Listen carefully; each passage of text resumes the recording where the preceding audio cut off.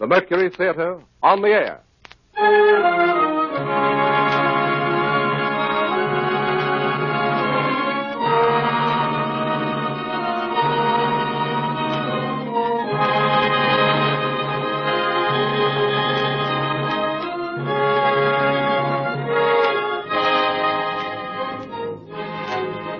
The Columbia Broadcasting System takes pleasure in bringing you the 12th in its series of weekly broadcasts featuring Orson Welles and the Mercury Theater on the Air.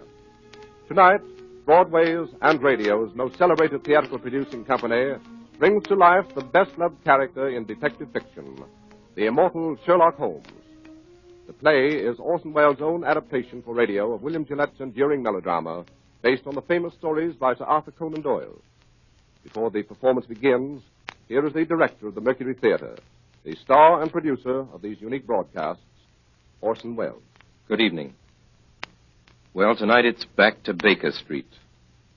Back to that unlikely London of the 19th century where high adventure awaits all who would seek it, in a hansom cab or under a gas lamp in an Inverness cape.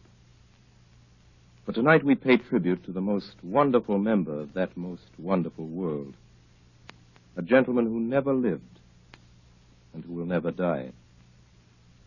There are only a few of them, these permanent profiles, everlasting silhouettes on the edge of the world. There is first the little hunchback with a slapstick whose hooked nose is shaped like his cap. There is now and always will be the penguin-footed hobo in the derby and the baggy pants, and the small boy with a wooden head, and the long, rusty knight on horseback, and the fat knight who could only procure a charge on foot. There is also the tall gentleman with a hawk's face, and the underslung pipe, and the fore and aft cap. We'd know them anywhere and call them easily by name. Punch and the Charlies, Chaplin and McCarthy, Quixote, Sir John, and Sherlock Holmes. Now, irrelevant as this may seem, we of the Mercury Theater are very much occupied these days with rehearsals for a revival of a fine old American farce. A lot of you will remember, if only for its lovely title, which is Too Much Johnson. Its author was William Gillette, which reminded us, as it reminds you, of Sherlock Holmes. As everybody knows, that celebrated American inventor of underacting lent his considerable gifts as a playwright to the indestructible legend of the Conan Doyle detective, and produced the play which is as much a part of the Holmes literature as any of Sir Arthur's own romances, and as nobody will ever forget. He gave his face to him. For William Gillette was the aquiline and actual embodiment of Holmes himself. It is too little to say that William Gillette resembled Sherlock Holmes. Sherlock Holmes looks exactly like William Gillette. Sounds like him, too, we're afraid, and hope devoutly that the Mercury Theater and the radio will take none of the glamour from the beloved fable of Baker Street, from the pipe and the violin and the hideous purple dressing gown, from the needle and the cigar on the window ledge, and the dry, final, famous lines. Elementary, my dear Watson, elementary, the mere child's play of deduction.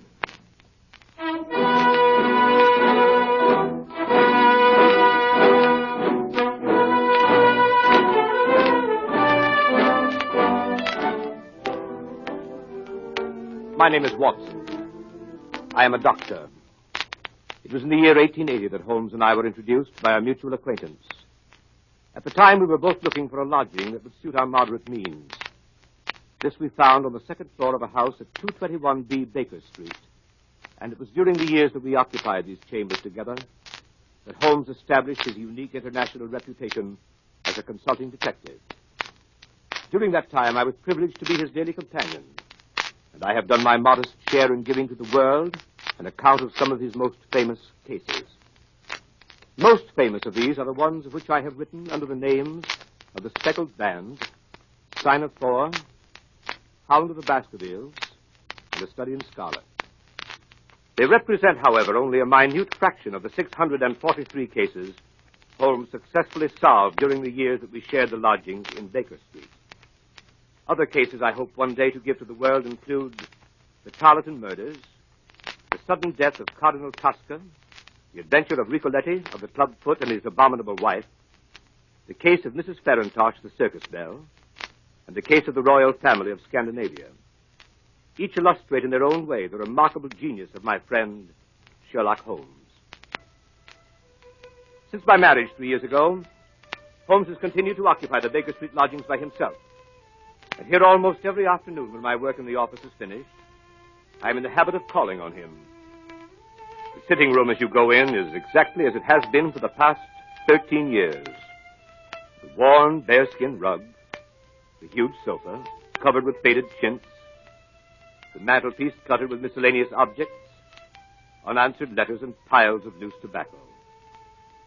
On one side of the fireplace, in a deep armchair, his pipe curling forth slow wreaths of acrid tobacco, draped in his hideous purple dressing gown, sits Sherlock Holmes with his violin under his chin.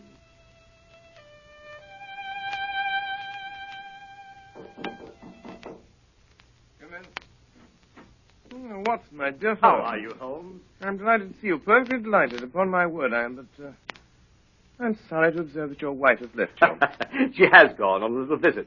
But how did you know? How did I? Well, I like that. How do I know anything? How do I know you've been getting yourself very wet lately, that you're an extremely careless servant girl, that you've moved your dressing table to the other side of the room? Holmes, if you had lived a few centuries ago, they'd have burned you alive. Such a conflagration would have saved me a great deal of trouble and expense. Tell me now, how did you know all that? Too simple to talk about. Scratches and clumsy cuts, my dear fellow, on the inner side of your shoe there, just where the firelight strikes it. Scratches, cuts. Somebody scraped away crusted mud and did it badly. Scraped the shoe along with it. There's your wet foot, my dear Watson, and your careless servant girl all on one shoe. Face badly shaved on the right side, always used to be on the left. Light must come from the other side. Couldn't very well move your window. Must move the dressing table. Of course. But how the deuce did you know my wife was away? Well, what the deuce is your second waistcoat button, Watson? And what the deuce is yesterday's buttonniere doing in today's lapel? And why the deuce do you wear the expression of a... Oh, marvelous. Elementary, my dear fellow, elementary. The child's play of deduction. I'm only doing it for your amusement before we pass on to more serious matters. Oh, what is it now, Holmes? Watson, my dear fellow, the enthusiasm which has prompted you to chronicle, and if you will excuse my saying so, somewhat to embellish my little adventures, you occasionally seem fit to introduce a certain element of romance which struck me as being just a trifle out of place. Something like working an elopement into the fifth proposition of Euclid. I merely refer to this in case you should see fit at some future time to chronicle the case on which I am about to embark. The strange case of Professor Robert Moriarty. Moriarty? I don't remember ever having heard of the fellow. No, Watson, you haven't. It is precisely this quality of invisibility that makes of Professor Moriarty the Napoleon of crime. Sitting motionless like an ugly, venomous spider in the center of his web. But that web having 1,000 radiations and the spider knowing every quiver of every one of them. And within 48 hours, I'll have the lines drawn so tightly around him that he can't move. I'll arrest him and his entire gang. Why, Holmes, this is a very dangerous... My dear fellow, it's perfectly delightful. My whole life is spent in a series of frantic endeavors to escape from the dreary commonplaces of existence. For a brief period, I escape. You should congratulate me.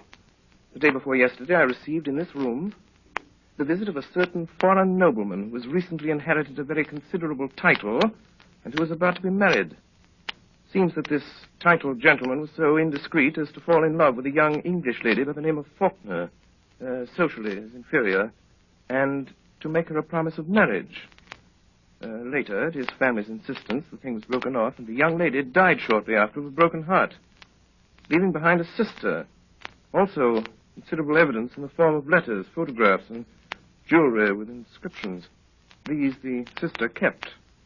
These, together with the sister, are now being held in a house in St. John's Wood by a pair of blackmailers who go by the name of Chetwood. So far as you see, my dear Watson, a fairly ordinary case of blackmail, hardly worth my attention. Last night, on my inspection, a certain element revealed itself which renders the case far more important than I had expected. And that element was? Professor Moriarty. Come in. Beg pardon, Mr. Holmes. Yes, Billy, what is it? Gentleman to see you by the name of Foreman. Show him in, Billy. Show him in. Yes, Mr. Holmes. Come in, Mr. Foreman. Good evening, Foreman. Good evening, Mr. Holmes.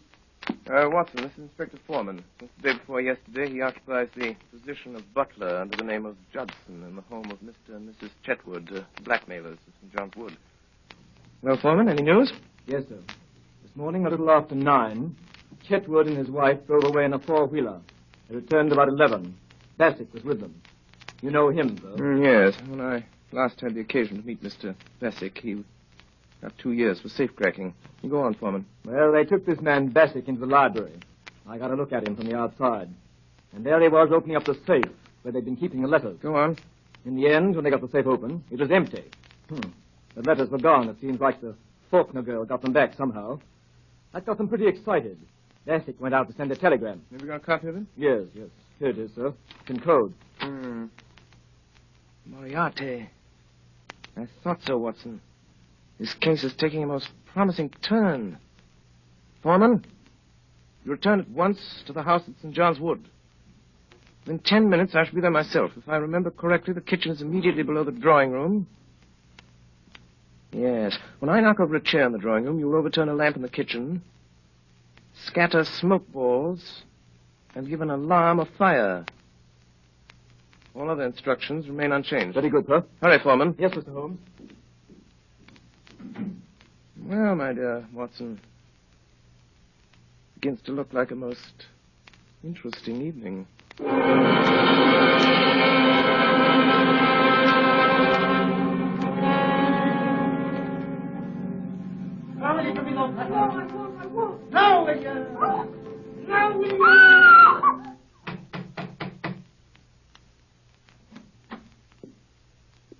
Good evening. My name is Sherlock Holmes. Whom did you wish to see, Mr. Holmes? Oh, thank you so much, Mr. Chetwood. I had myself announced by the butler on my way up. Butler? I didn't. Oh, very well. Oh, here he is. Yes, Judson. Miss Faulkner begs Mr. Holmes to excuse her. She is not well enough to see anyone this evening. Will you please hand this card to Miss Faulkner and say that I beg your pardon, Mr. Holmes, but it's quite useless, really. Oh, I'm so sorry to hear it. Yes, Miss Faulkner is, I regret to say, quite an invalid. She is unable to see anyone. Her health is so poor. Has it ever occurred to you, Mr. Chetwood, that she might be confined to the house too much? How does that concern you? It doesn't. I simply make the suggestion.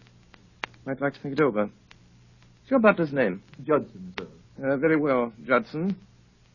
Go on, take my card up. Very good, sir. This is really too good. Why, of course, he can take up your card or your note or whatever it is if you wish it so much. I was only trying to save you the trouble. Thanks. It's hardly any trouble at all to send up a card. You know, Mr. Holmes, you interest me very much. Oh, really? On my word, yes. We've all heard of your wonderful methods, the astonishing manner in which you gain information from the most trifling details. Now, I dare say in this brief moment or two, you've discovered any number of things about me. Nothing of consequence, Mr. Chetwood. I hardly more than asked myself why you were so distressed to see me at this particular moment, and what there can possibly be about the safe in the lower part of that desk to cause you such painful anxiety. Yes, very good. Very good indeed. If those things were only true now, I'd be wonderfully impressed. It would be absolutely remarkable. Excuse me, sir. Judson. A message for you, Mr. Chetwood. You'll excuse me, I trust. It's from, Miss Faulkner. Well, really. She begs to be allowed to see you, Mr. Holmes. She absolutely implores it. Well, I suppose I shall have to give way. Judson, ask Miss Faulkner to come down to the drawing room. Say that Mr. Holmes is waiting to see her. Very good, sir. Quite remarkable, upon my soul. May I ask, if it's not an impertinent question, what message you sent up that could so have aroused Miss Faulkner's desire to come down? Merely if that she wasn't down here in 5 minutes, I'd go up. Oh, that was it. Yes, quite so. And unless I'm greatly mistaken, I hear the young lady on the stairs. In which case she has a minute and a half to spare. Alice, that is Miss Faulkner. Let me introduce Mr. Sherlock Holmes. Mr. Holmes, Miss Faulkner. I'm really most charmed to meet you.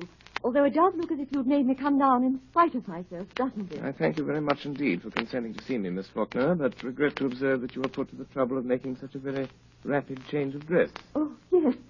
I did hurry a trifle, I confess. Mr. Holmes is quite living up to his reputation, isn't he, Freddie? Come in. Yes, ma'am. What are you doing here, Judson? I beg pardon, ma'am. I was answering the bell. What bell? The drawing room bell, sir. What do you mean, you blockhead? No one rang the bell. I'm quite sure it was rung, sir. Well, I tell you it did not ring. Your butler is right, Mr. Chetwood. The bell did ring. How do you know? I rang it. What do you want? I want to send my card to the real Miss Faulkner. For real? I said the real Miss Faulkner. Judson. Yes, sir. Holmes, what right have you to ring for servants and give orders in my house? What right have you to prevent my cards from reaching their destination? And how does it happen that you and this woman are resorting to trickery and deceit to prevent me from seeing Alice Faulkner? Through some trifling oversight, Judson, neither of the cards I handed to him has been delivered.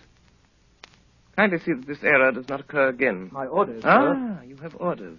I can't say, sir. You were told not to deliver my card. What business is it of yours, I'd like to know? I shall satisfy your curiosity on that point in a very short time, Mr. Chetwood. Yes, and you'll find out in a very short time that it isn't safe to meddle with me. It wouldn't be any trouble at all for me to throw you out into the street. Possibly not, but trouble would swiftly follow such an experiment on your part. It's a cursed lucky thing for you I'm not armed. Yes, well, Miss Faulkner comes down, you go and arm yourself. Arm myself? I'll call the police. What's more, I'll do it now. Oh, no, you will not do it now. You will remain where you are until the lady I came here to see has entered this room. What makes you so sure of that? Because you will prefer to avoid an investigation of your suspicious conduct, Mr. James Larrabee. Larrabee? That is the name under which you are known to Scotland Yard, I believe, Mr. Chetwood. This lady here is your wife. To you, Judson, you will either deliver that card to Miss Faulkner at once or sleep in the police station tonight. That is of small consequence to me, which you do. Shall I go, sir? Go on. Take up the card. It makes no difference to me. A short time since, Larrabee, you displayed an acute anxiety to leave the room. Pray do not let me detain you or your wife any longer. Take it you prefer to remain while I talk to Miss Faulkner? We do, Mr. Holmes. Ah, that, Miss Faulkner. This is Mr. Holmes. Yes, You wish to see me? very much indeed, Miss Faulkner, but I'm sorry to see that you are far from well. Oh, no, No? Beg your pardon. What does this mark mean? Oh, nothing. Nothing? No. And the mark here on your neck, plainly showing the clutch of a man's fingers, does that mean nothing also? Occurs to me that I should like to have an explanation of this. Possibly you can furnish one, Mr. Larrabee. How should I know? It seems to have occurred in your own house. What if it did? You'd better understand that it isn't healthy for you or anyone else to interfere with my business. Ah, that is your business. Hear that much at least. Pray be seated, Miss Faulkner. I don't know who you are, Mr. Holmes, or why you are here. I shall be very glad indeed to explain. My business is this. I've been consulted as to the possibility of obtaining from you certain letters addressed to your sister, which are supposed to be in your possession. I cannot give up my sister's letters, Mr. Holmes. There are other things besides revenge. There is punishment. Believe me, Miss Faulkner. There is nothing more to say. Good night, Mr. Holmes. But my dear Miss Faulkner... Oh, I'm so sorry. How clumsy of me to turn over this chair. Fire! Fire! Oh, help! Oh, what's that? What's that? What is What's going on in your house here? Fire where? The lamp, sir. The lamp in the kitchen, sir. It fell off the table and everything down there is blazing, sir. Quick, sir, come down. Come. Don't alarm yourself, Miss Faulkner. There is no fire. No fire. The smoke was all arranged for. Arranged for?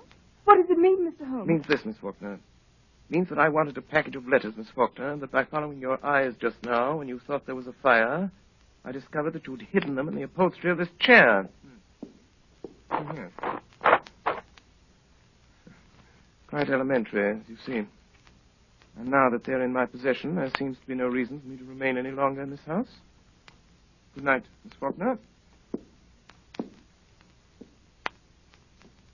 Miss Faulkner. Yes. I can't take them, Miss Faulkner. These letters belong to you. I find that I cannot keep them unless you can possibly change your mind and let me have them of your own free will. I hardly supposed you could. I will therefore return them to you and, oh, there's our friend Mr. Larrabee returning from the fire. So, you've got the letters, have you? Now I suppose we're going to see you walk out of the house with them. On the contrary, you're going to see me return them to their rightful owner. Miss Faulkner, here are your letters. Should you ever change your mind and be so generous, so forgiving as to wish to return these letters to the one who wrote them, you have my address. In any event, rest assured there will be no more cruelty, no more persecution in this house. Thank you, Mr. Holmes. You are perfectly safe with your property, Miss Faulkner, for I shall so arrange it that your faintest cry of distress will be heard. And if that cry is heard, it will be very unfortunate for those who are responsible. As for you, Mr. Larrabee, and you, madame, I beg you to understand that you continue your persecution of that young lady at your peril. Good night. Miss Faulkner. Come here, Miss Faulkner. Now. Are you going to give me those letters? No, no. Are you going to give me those letters? Now then. Be careful, Jim. You shut up. Now then, Miss Faulkner. Do you give me those letters, or do I break your arm? What's that? Someone knocked on the door. No, it was on that side. Did you call, madam? I think someone knocked, Judson. I'll see, madam.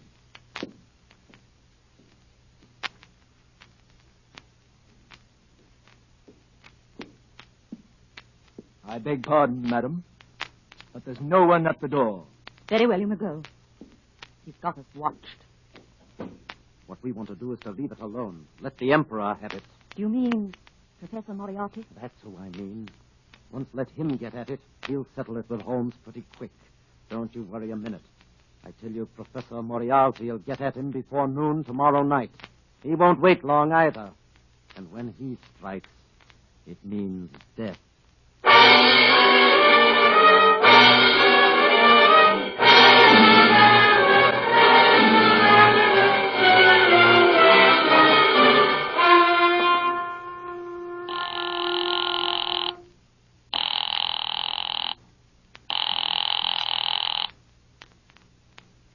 Number?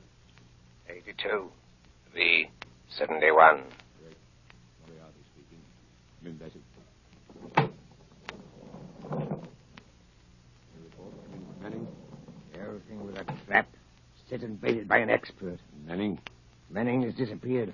Disappeared. Sherlock Holmes again. And now this Larrabee job. He's in on that, too. And that's where he's made his mistake.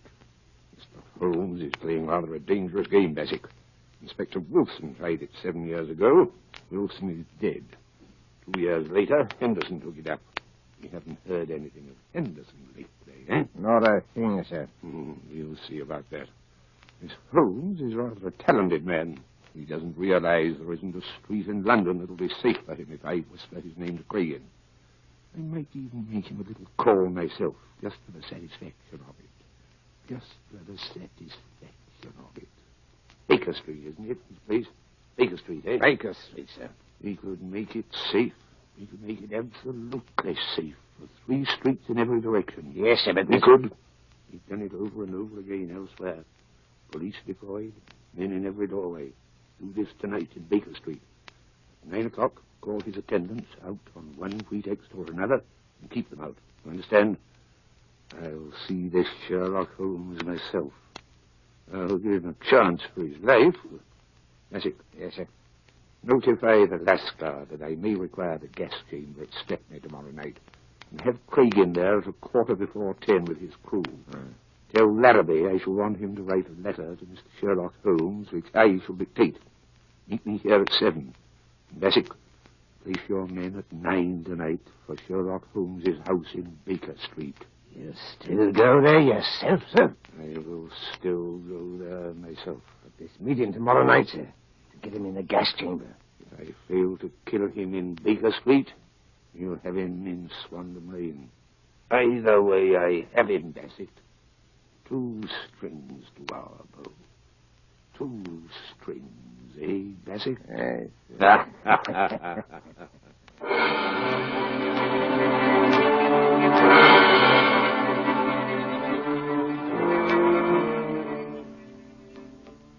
That evening, Holmes and I dined together at Scott's in Piccadilly Circus. After dinner, we went to a concert at Queen's Hall. I can still see him on this particular night of the Moriarty case, well knowing that his life was in peril, sitting beside me in the stalls, wrapped in the most perfect happiness, listening to Sarasate play the violin, gently waving his long, thin fingers in time to the music.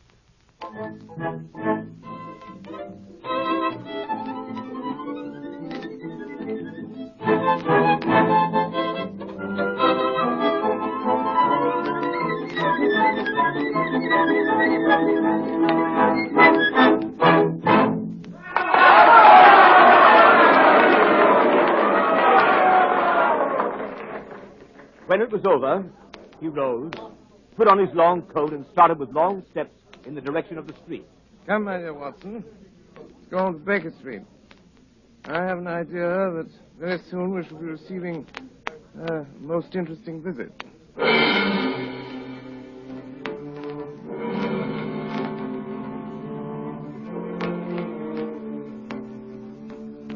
From the Queen's Hall, we hailed a hansom, and as we came down Baker Street, we could see that the light was burning on the second floor of 221B. We went up the dark, narrow stairs.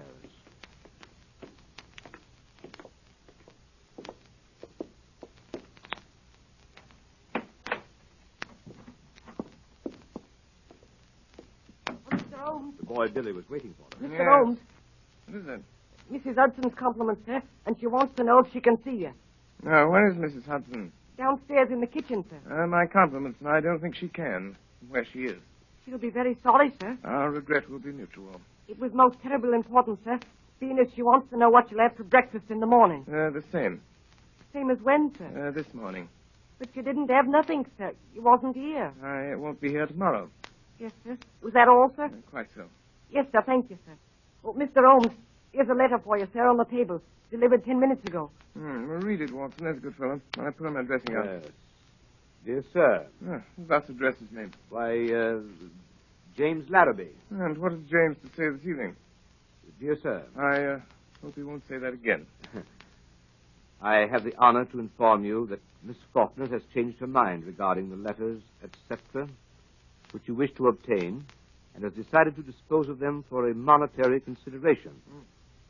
If you wish to negotiate, will you be at 9 o'clock at the Guards' Monument at the foot of Waterloo Place? You will see a four-wheeler with wooden shutters to the windows. If you have the cab followed or try any other underhand trick, you won't get what you want. Let me know your decisions. Yours truly, James Larrabee.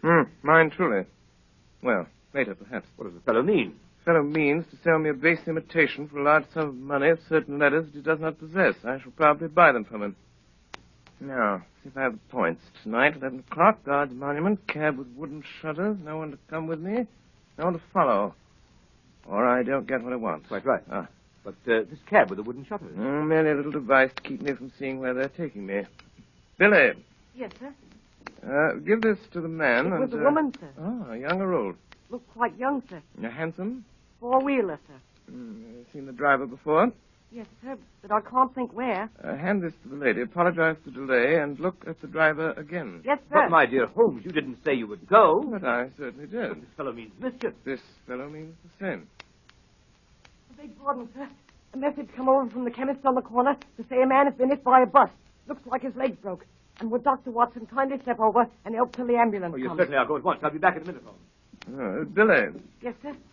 who brought that message? Boy from the chemist, sir. Yes, of course, but which boy? Must have been a new one, sir. I ain't seen him before. Billy, get downstairs quickly. Look out for the doctor. The boy's gone. There's a man with him. It means mischief. Let me know. Don't stop to come up. Ring the doorbell. I'll hear it. Ring it loud. Yes, sir.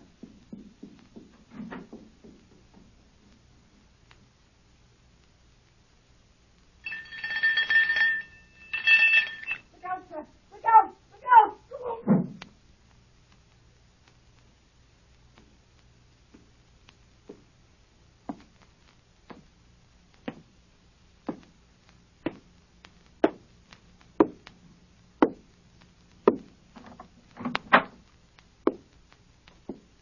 Dangerous habit, Mr. Holmes, to finger loaded firearms in the pocket of one's dressing gown. I give you my word, Professor Moriarty. You'll be taken from here to the hospital if you keep your hand behind you like that. That's better. In that case, please put your revolver on the table.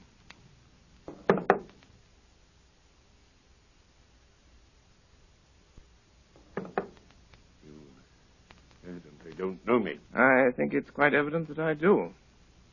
Pray have a chair, Professor. I can spare you 5 minutes. I just have anything to say. Careful. What are you about to do, Professor Moriarty? Look at my watch. I'll tell you when your 5 minutes is up. It is your intention to pursue this case against me? That is my intention. To the very end. I regret this. Not so much on my own account, but on yours. I share your regret, Professor, but solely because of the rather uncomfortable position it will cause you to occupy. May I inquire to what position you are pleased to allude, Mr. Holmes? I refer to the position you will occupy at the end of a rope, Professor Moriarty. Have you the faintest idea that you'll be permitted to live to see that day? As to that, I do not particularly care, so that I bring you to see it. You'll never bring me to see it. Do you think that I would be here if I hadn't made the streets quite safe in every respect? I could never so grossly overestimate your courage as that, Professor Moriarty. You imagine that your friend the doctor and your boy Billy will soon return? What? So, it leaves us quite alone, doesn't it, sir? Quite alone. So that we can talk the matter over quietly, Mr. Holmes, and not be disturbed. In the first place, I wish to call your attention to a few memoranda which I've jotted down, and which you will find...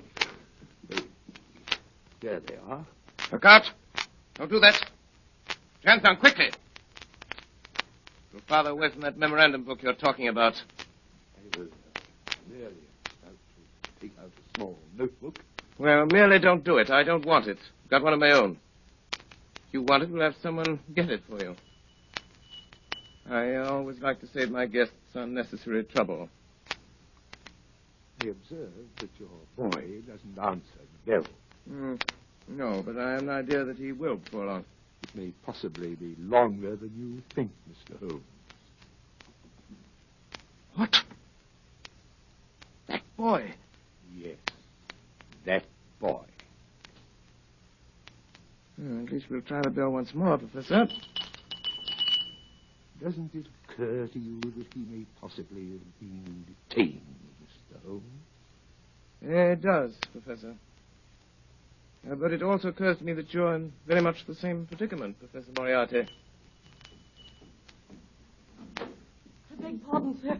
Someone tried to hold me, sir. It's quite evident, however, that he failed to do so. Yes, sir. He's got my coat, sir, but he ain't got me. Billy. Yes, sir. Billy, the gentleman I'm carefully pointing out to you with this 45 desires to have us gather something of his left-hand inside coat pocket. He's not feeling quite himself today, and the consequence of his trying to do it himself might prove fatal. I suggest you attend to it for him. Yes, sir. Is this it, sir? This gun? Quite so. So, put it on the table. Not there, Billy. On this table. I can reach it. More like it. That's all, Billy. Shall I see if he's got another, sir? Why, Billy, you surprised me. After the gentleman's taken the trouble to inform us that he hasn't. When, sir? When he made a snatch for this one. And now, Professor, now that we have your little memorandum book, you think of anything else you'd like before Billy goes? Any little thing you've got that you don't want? So sorry. That's all, Billy. Thank you, sir. Listen, Holmes, to me. On the 4th of January, you crossed my path. On the 23rd, you incommoded me. And now, at the close of April, I find myself placed in such a position through your continual interference that I'm in positive danger of losing my liberty. Have you any suggestions to make? No, I have no suggestions to make. I have a fact to state. If you don't drop it at once, your life's not worth that. I'm afraid, Professor, that in the pleasure of this conversation, I'm neglecting more important business. If you'll excuse me a moment while I get my pipe off the mantelpiece here. I came here this evening, Mr. Holmes, to see if peace could not be arranged between us. Quite so, quite so. You've seen fit not only to reject my proposals, but to make insulting references coupled with threats of arrest. You've been warned of your danger. You don't heed that warning. Perhaps you'll heed this. Up with your hands, Mr. Holmes. Up with your hands. Didn't imagine I'd leave that gun loaded, did you, Professor Moriarty? Here are your cartridges. I didn't suppose you'd want to use that gun again, so I took them out while you were talking and put them in my pocket. You'll find them all there, Professor. Billy, Yes, sir. can you please show Professor Moriarty the door? Yes, sir. This way, sir. Don't ever say I didn't warn you, Mr. Holmes. No, Professor Moriarty. No, I never will. Billy, come here. Yes, sir. Billy?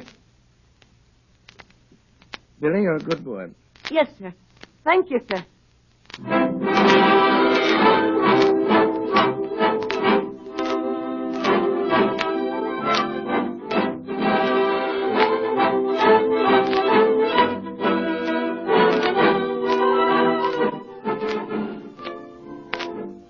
You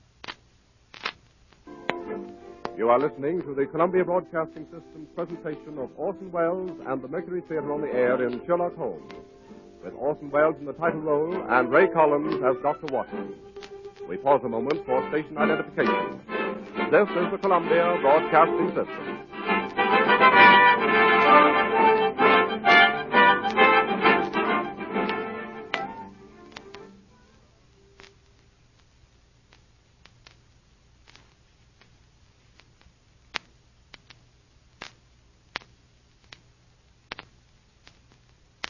We continue now with this CBS presentation of Sherlock Holmes, played by Orson Welles and the Mercury Theater on the Air.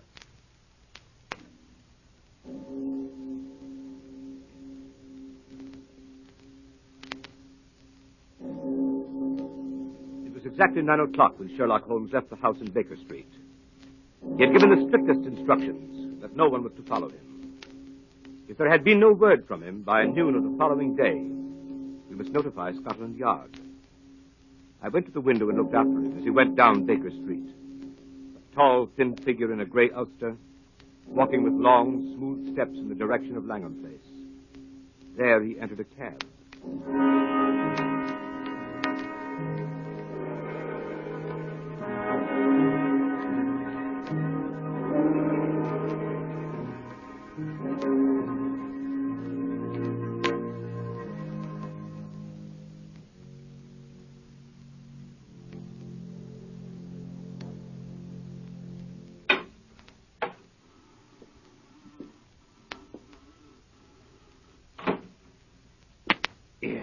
What are you doing, lighting matches here? That's what I'm doing. Chuck it. Why should I chuck it? There might be gas, you fool. There ain't no gas. It's been 4 days since we had gas in the room. Yeah, I still say there might be gas. Did you check it? I will. Here goes. Ready? Give it a turn. That'll do. Turn it off. 5 minutes of that. All your troubles are in. Here. What's that? Bassick? That's right, Clayton. Did you hear it? Yes, sir. McCabe? Yes, sir. Be careful now, you boys. You've got a tough one tonight. You ain't said who, as I've heard. Sherlock Holmes. Oh. You mean that, sir? God's truth. He's going to count him out. Well, if you don't and he gets away, I'm sorry for you, that's all. Jack, the governor's here. Not the governor himself. Professor Moriarty. Shut up.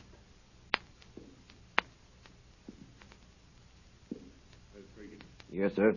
Got your full crew? All here, sir. No mistakes tonight, Cregan. Well, be careful of that, sir. This is Larrabee. Hello. He's in on this job. Hello, Larrabee. What's that door, Bassick? A small cupboard, sir. No outlet? None whatever, sir. That window? Nailed down, sir. Man might break the glass. If he did, he'd come up against the heavy iron bars outside. Huh. We'll have him tied down before he can break any glass, sir. You've used it before, eh? Of course, you know it's airtight. Every crevice is sealed, sir. When the men have turned the gas on him, they leave by this door. Yes, sir. Be made quite secure. Heavy bolts on the outside, sir. Solid oak bars overall. You see how quick you can operate them. They tie a man down, sir. There's no need to hurry. Let me see how quick you can operate them. Leary. Yes, sir. That's good. Open it up. Now, Cregan, and the rest of you, one thing remember. Whatever happens, no shooting tonight. Not a single shot. Will be heard in the alley below. First thing is to get his revolver away before he has a chance to use it. 2 of you attract his attention in front. The other come up on him from behind and snatch it out of his pocket. Then you have him. Arrange that, Cregan. I'll attend to it, sir. Mr. Larrabee, you understand? We wait for you. I understand, sir. They give you this opportunity to sell him the packet of letters you forged and get what you can for your trouble. A few £100 doesn't interest me, Mr. Larrabee. What I am after is Holmes. I understand, sir. When you've finished and got your money, you whistle, and these gentlemen come in. Let's hear it. You hear that, Cregan? That's right. And Cregan, the proper moment, present my compliments to Mr. Sherlock Holmes and say that I wish him a pleasant journey to the other side. Come on, Bassick. Good night, gentlemen. Good night. Good night. Good night, sir. All right, boys. Clear. When you hear the whistle, in you come. Right you are, sir. Larry. Yes, sir. You get down on the corner below. Let me know when he comes. I will let you know. Well, when you see him driving up, come down the alley and whistle 3 times. Very good, sir. Here. What's this? How did you get in? What are you doing there in the back? Hey, what is it, Larry? A woman here in the back. Bring her in. Come on, you. Come on. Oh, it's you, Miss Faulkner. It's true, then. How did you get to this place? I followed you in a cab. What have you been doing since I came up here? Informing the police, perhaps? No. I was afraid he'd come, so I waited. To warn him, I suppose. No. To warn him, yes. You're going to swindle and deceive him, sell him a packet of false letters. I know that. What else are you going to do to him? Wouldn't you like to know? Where are those men who came up here? What men? Three terrible-looking men. I saw them go in at the street door. You don't mean these men, do you, Miss Faulkner? Fire up, boys. Here you are. Fire up. Listen. That's him. There he is now. What? Holmes? That's him. That's the signal. You don't have time to get her out. Shove her in there in the cupboard. Yeah, that'll do. In with her. Into the cupboard. Hey, there ain't no lock in this here cupboard. You'll have Knife something in there. Here, this knife. This'll do it. That'll hold up. Now, quick, quick!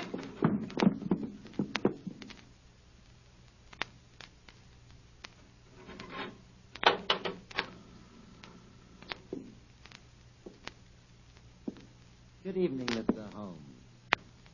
Ah, Mr. Larrabee. Oh, really? I certainly thought after all this driving about in a closed cab, you'd show me something new. Seen it before, have you, Mr. Holmes? Oh, well, a time or two.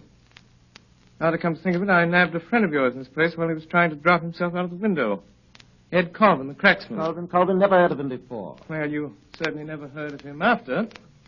Sure of that. A brace of counterfeiters used these luxurious chambers in the spring of '89. Well, one of them hid in that cupboard. We pulled him out with heels. Quite interesting. But times have changed since then. So they have, Mr. Larrabee, so they have. But then it was only cracksmen, counterfeiters, pickpockets, and petty swindlers of various kinds. But now... Well, what now? Well, between you and me, Mr. Larrabee, we've heard some not altogether agreeable rumors.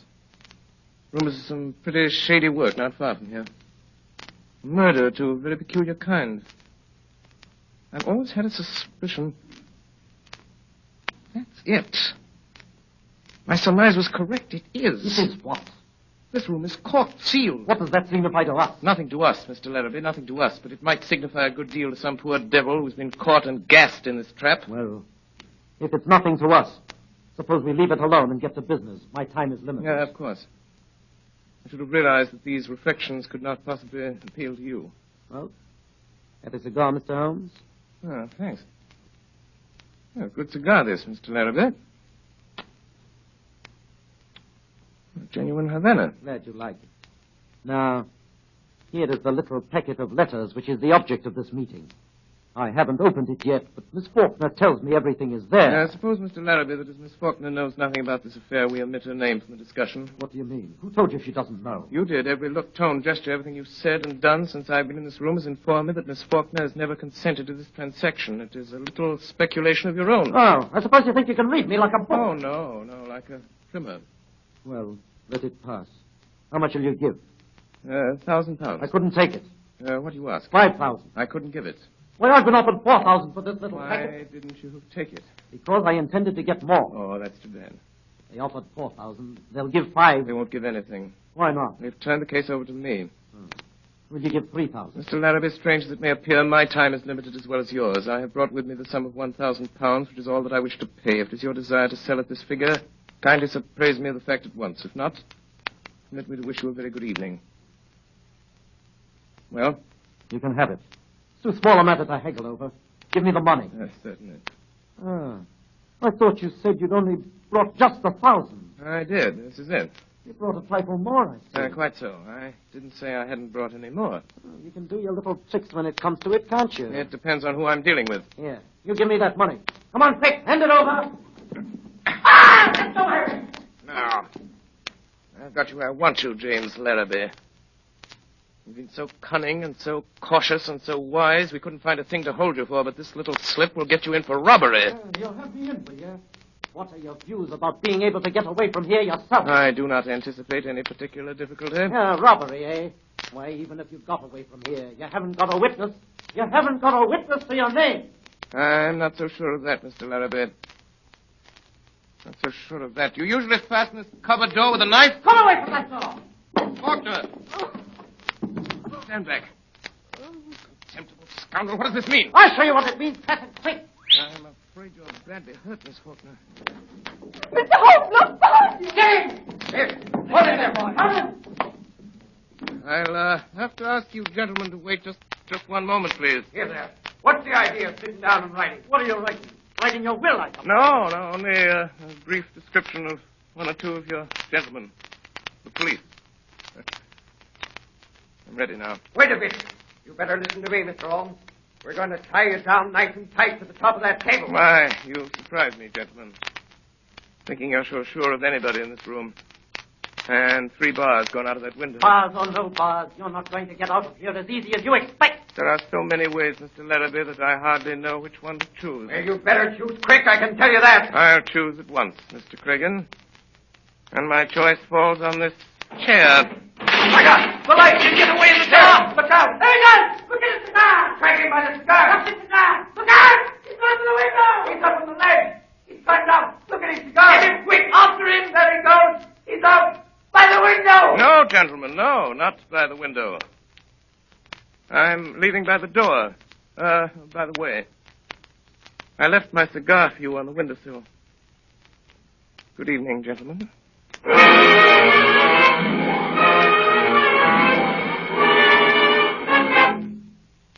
There was no news of Holmes that night, and Billy reported next morning that he had not breakfasted at home. I had a busy morning at my office in Harley Street. It was after 11 before the last of my appointments was over, and still no news of Holmes. Did you ring Dr. Watson? Oh, Parsons. Is there anyone waiting? I have to be in Baker Street at noon. There's one person in the waiting room, Doctor. A lady, sir, and she wants to see you most particular. Hey, what about? She didn't say, sir, only she said it was of the utmost importance to her if you would see her, sir. Oh, very well, I'll see her and call a cab for me at the same time and have it wait. Show the lady in. Yes, sir. This way, ma'am. This way. Ah, Doctor, it's awfully good of you to see me. I'm Mrs. H. DeWitt Seaton. Dear me, I didn't bring my card case. Or if I did, I've lost it. Don't trouble about a card, Mrs. Seaton. They said you were Mr. Holmes's friend. Several people told me that. Several. They advised me to ask you where I could find him today, this morning. And everything depends on it, Doctor. Everything. I'd go to Mr. Holmes at once. But I've been, and he wasn't there. You went to Mr. Holmes' house? Yes, in Baker Street. That's why I came to you. They said he might be here. No, he isn't here. But don't you expect him this morning? No, there's no possibility of Mr. Holmes coming, as far as I know. But couldn't you get him to come? It would be such a great favor to me. I'm almost worn out with going about him with this dreadful anxiety. If you could get word to Mr. Holmes to come. I could not get him to come, madam, and I beg you to excuse me. I'm going out myself on urgent business. I have no idea where Mr. Holmes could be. What's that, Parsons? Sounded like an accident, sir.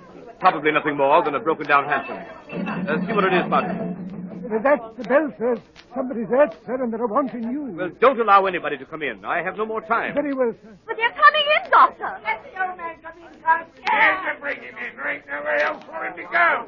Can't the doctor's office is this, and he can't come in when he's there. The doctors can't see anybody. He's got to come in. We can't leave that in the street, can we? All right, help him in, Oh, Parsons. Doctor, isn't it frightful? Can I be of some use? None Doctor? whatever, none whatever. But, Doctor, I must see the poor fellow. Oh, my leg, my leg. Right this way, sir. Be careful of the sill, sir. That's it. The accident. You can't help an accident. Oh, you can't. That's plain enough. He was on the wrong side of the street, he was. Now, over to this chair. No, I'll sit here. No, this is the chair, sir. Don't you suppose I know where I want to sit down? You'll sit down here. That isn't the doctor. The doctor will have a look at you. Here's the doctor. That isn't the doctor. Yes, it is a doctor. Here, doctor. You just come and have a look at this old bloke, will you? He's hurt himself a little, then. Are you a cabman? Yes, I'm the cabman. Well, I'll have you arrested for this. Arrested? Arrested! You can't arrest me. No, I can't, but somebody else can. Where's my hat? Never mind your hat. I will mind my hat, and I'll hold you responsible. There's your hat in your hand. Go on, sit down. That isn't my hat. Here, you're responsible. I'll have you arrested. Here, come back. I'll go and stick around here. You know, I got to go and attend to my meeting. Bring your horse in here. I want to speak to him. Let us say I won't stay in this place. If I ever get out of here alive. What are you staring at me for, lady? Parsons, tell that cab to wait for me. I must see if he's badly hurt. Yes, sir. Now, my friend, if you'll sit quiet for one moment, I'll have a look at you. Well, stay still, will you?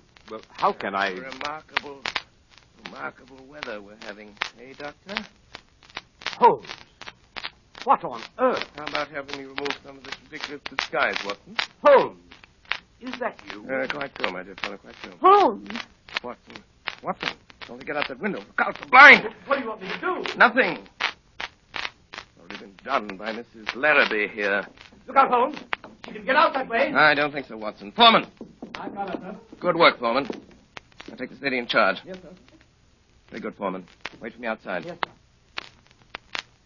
Oh, Watson, my dear fellow, I regret to say that up to the present time, Professor Moriarty himself has not risen to the bait. Where do you think he is? In the open streets, under some clever disguise. Watching for a chance to get at me. And was this woman sent in here? Quite so. A spy. To let them know by some signal if she found me in the house. Now they know. Pull down that blind, Watson. I don't care to be shot at from the street. I imagine we shall hear from Professor Moriarty very soon now. Mr. Holmes! Mr. Holmes! What did I tell you? He's come, sir. From where? The house across the street. He was in there watching these windows. He must have seen something, for he's just come out. There was a cab waiting in front of this house, sir, and he's climbed up and changed places with the driver. Get out again quick, Billy, and keep your eye on him. Yes, sir. Thank you, sir. Watson, you let me have a rather heavy portmanteau for a few moments. I won't do it any harm. Parsons, my large Gladstone over there in the corner. Bring it here, please. Yes, sir. Here you are, sir. Here's the portmanteau. Thank you, Parsons. Put it down there. Thank you so much. Parsons, you wanted a cab for the doctor a short time ago. It's been waiting, I believe. Yes, sir, I think it has, sir. Be so good as to tell the driver to come in here and get a valise. When he comes, tell him that's the one. Very good, sir. My dear Watson, times like these you should tell your man never to take the first cab that comes on call, nor yet the second. The third may be safe. But, Holmes, All right, I'm cabby. Yes, yes, cabby. Here, right in this way. This bag.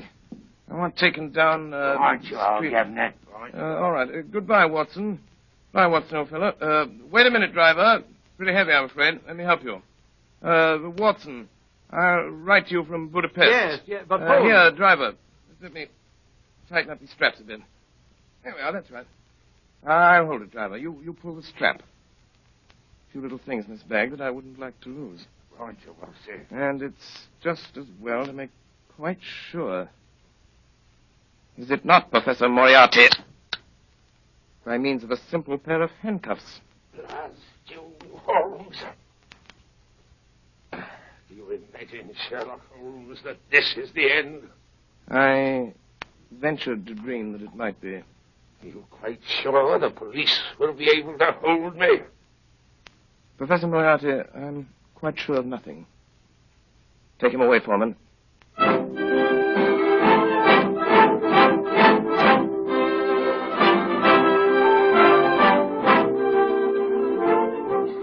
And so, my dear Watson, ends the strange case of Miss Alice Faulkner. Well, what about the letter? Oh, the letters. They were returned to their rightful owner over an hour ago. I suspected from the start that Miss Faulkner was really a nice girl at heart.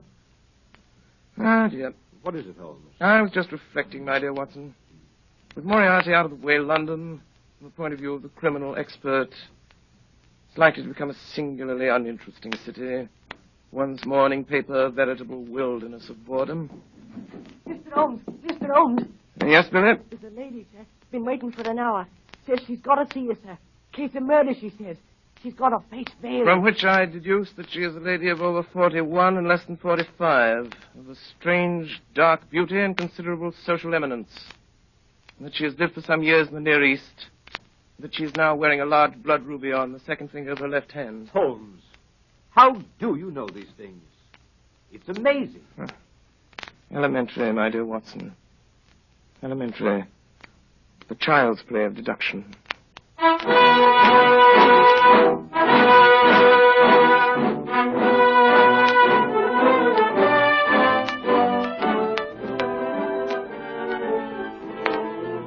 Again tonight, the Columbia Broadcasting System, through its affiliated stations coast to coast, has brought you Orson Welles and the Mercury Theater on the Air, the 12th production in this unique series featuring Broadway's and radio's most celebrated theatrical producing company.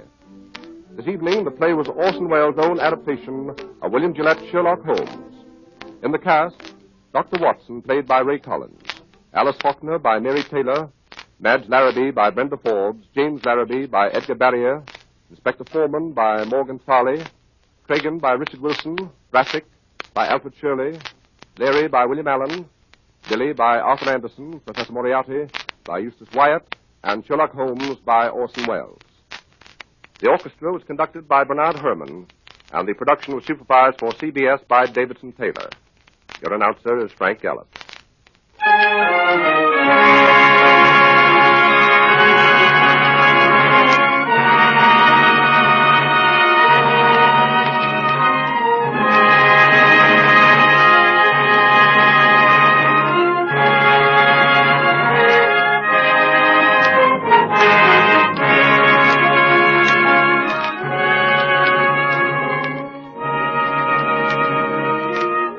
Next Sunday evening at the same time, another classic narrative dramatized by Orson Welles.